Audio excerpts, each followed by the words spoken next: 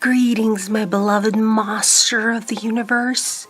Today I would like to talk to you about a different kind of burnout that not many people talk about. It doesn't come from too much doing. It comes from too much holding, from too many years of anchoring light in a world that didn't want to see it.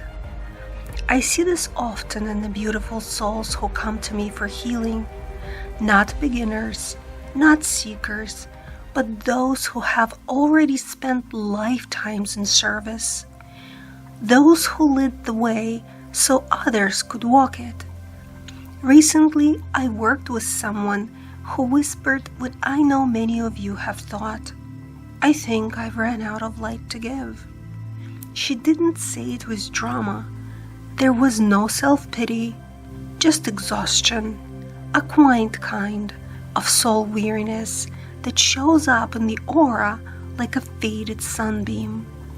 She had been awake for decades, teaching, healing, creating sacred space in her own home, while others were still learning what energy even meant. She's one of the ones who helped build the bridge. And now that bridge is full. She wondered if there was still a place for her on it. The first thing I told her, and the most important thing I can tell you if you're feeling this way, is that is not you losing your light. This is you remembering your human body was never meant to carry this much on its own. This is you reaching the edge of an old assignment. This is you being asked to receive.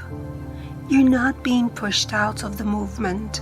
You're being invited inward, deeper, into a new way of holding your light. From rest, not resistance. In this soul's healing session, I was drawn immediately to her nervous system. It shimmered faintly, but was frayed like a circuit board that had never been turned off. There was adrenal depletion, subtle pineal gland compression, and a heavy pulse in the back of the heart chakra, the kind that comes from too many goodbyes, too many energetic responsibilities, too little softening. But what I also saw was astonishing, an original coating still glowing underneath it all, a grid of crystalline frequencies the soul had been anchoring since the harmonic convergence, a living transmission she had almost forgotten she was still radiating. Your light doesn't leave, but it can get buried beneath duty. So many seasoned light workers feel disconnected right now because we're in a time of mass activation, and that's beautiful, but it also means that those who've been awake the longest are no longer getting the recognition or reflection they once did.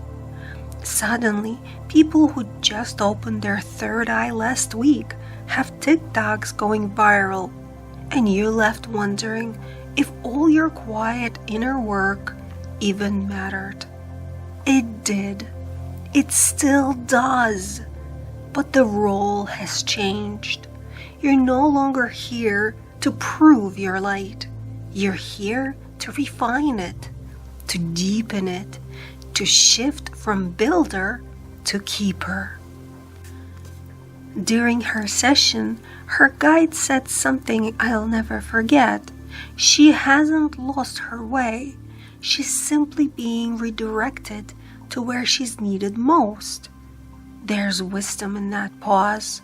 Just like the soil needs time between harvests, your light deepens in the quiet. So now I ask you, what if your rest is your next offering? What if your retreat is actually an energetic calibration for what's to come? What if your presence is enough?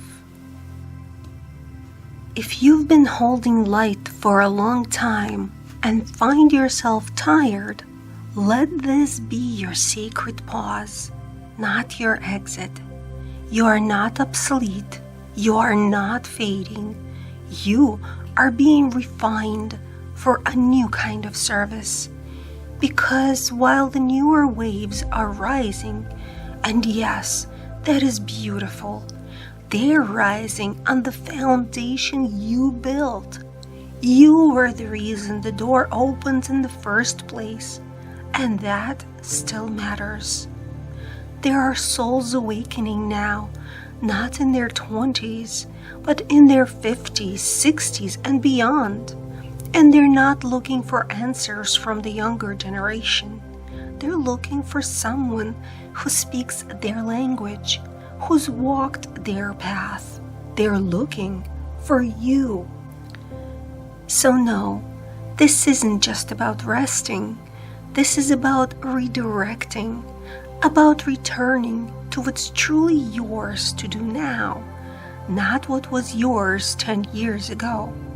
Maybe your role isn't to be on the front lines anymore, but it is to mentor, to anchor, to remind others what this work really is.